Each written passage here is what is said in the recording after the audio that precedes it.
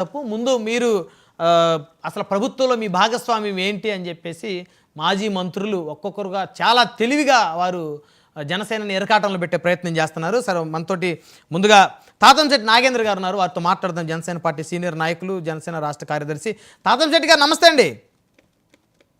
బ్రహ్మనాయుడు గారు నమస్తే sir. So ఇక మీరు వినే ఉంటారు, మళ్ళీ నేను ప్రశ్నలు అడగదలుచుకోలేదు. ఇప్పుడు ఆ మాజీ మంత్రి అంబటి రాంబాబు గారు అనేకమైన ప్రశ్నలు సంధించారు. మరి వాటికి సమాధానం చెప్తారా మీరు? 100% చెప్తాం సార్. ఎందుకంటే బ్రహ్మనాయుడు గారు ముందుగా మీకు, మీ ద్వారా 99 వీక్షకులు, ప్యానల్లో ఉన్న సోదరులు, పెద్దలందరికీ కూడా గుడ్ ఈవినింగ్ సార్.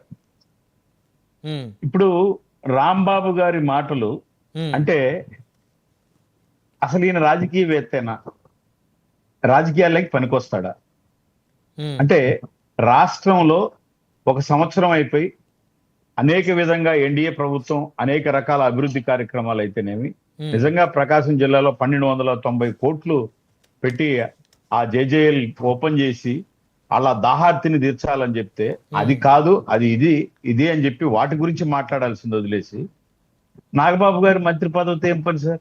వాస్తవంగా నాగబాబు గారికి ఇస్తారు, అది ఎవరు మాట్లాడాలి? మేము మాట్లాడుకోవాలి మా పార్టీలో. నాగబాబు గారికి లేదే, నాకు ఇవ్వలేదే అని ఆయన ఏం లేదే, హ్యాపీగా మా ఉప ముఖ్యమంత్రి గారితో ఎన్డీఏతో మమేకమైపోయి చంద్రబాబు నాయుడు గారు కానీ ఉప ముఖ్యమంత్రి గారిని చేసే ఒక ప్రతి కార్యక్రమాన్ని విశ్లేషిస్తూ ఆయన ట్వీట్లు పెడుతూ ఇలా ఉండాలి అలా పెద్దరికంగా అద్భుతంగా ముందుకు సాగుతున్నాడే. మరి ఈయనకేంటి, నేనేమనాలి, ఈయనకేంటి నొప్పి?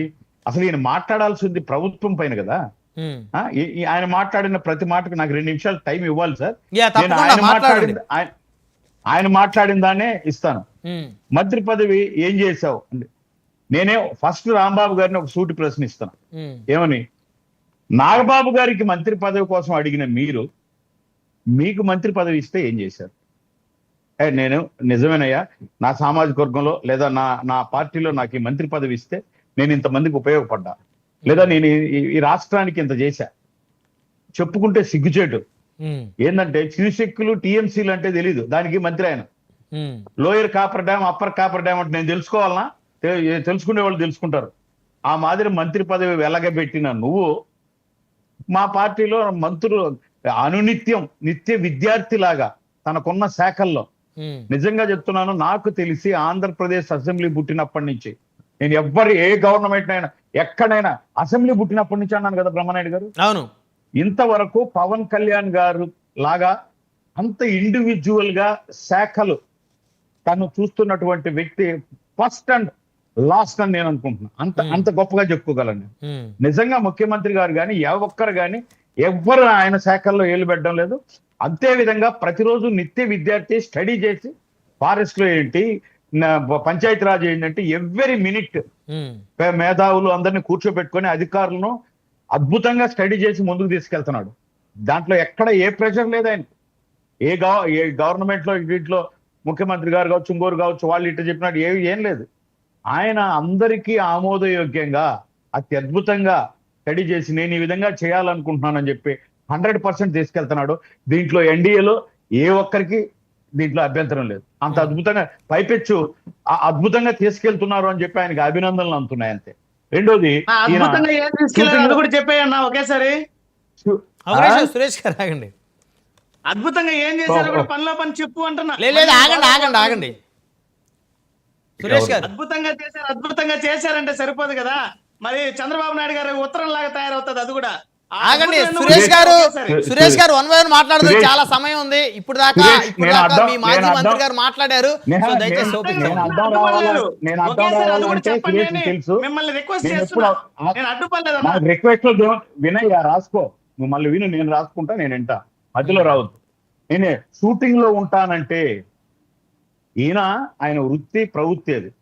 ఆయనకేమి సిమెంట్ ఫ్యాక్టరీలు లేవు, ఆయనకేమి 1,00,000 కోట్లు దోచుకునే డబ్బు లేదు, తండ్రులను తాతలను అడ్డు పెట్టుకొని.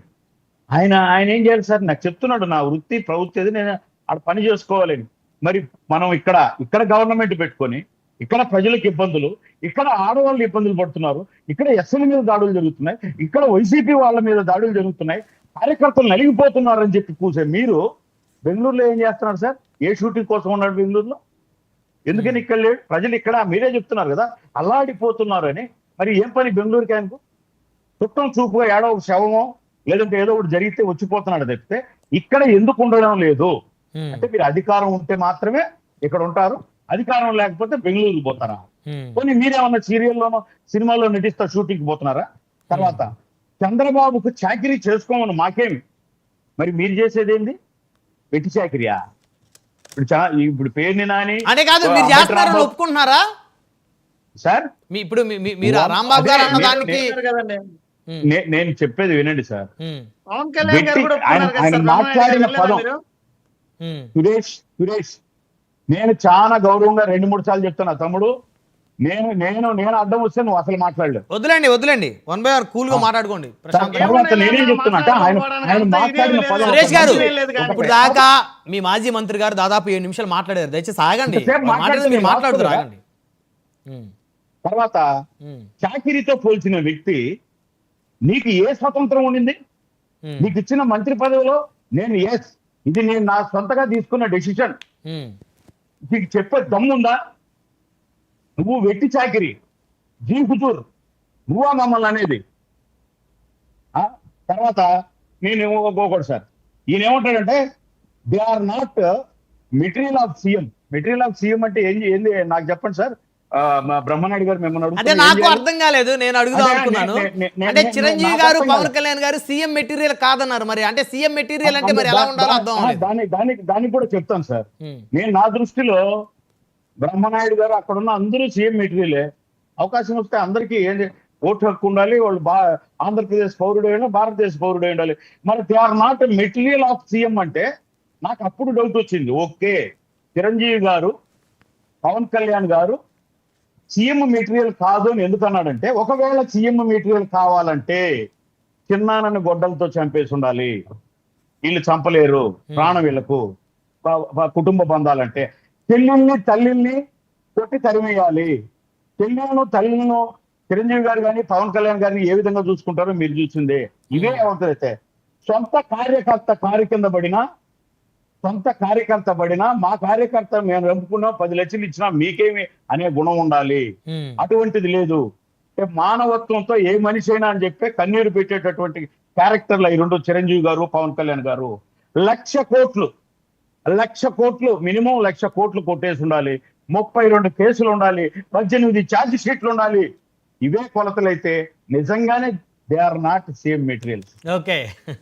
అంటే ఇవే కొలమానాలు అయితే ఉమ్, 100% కాదు, ఆ 100% కాదు.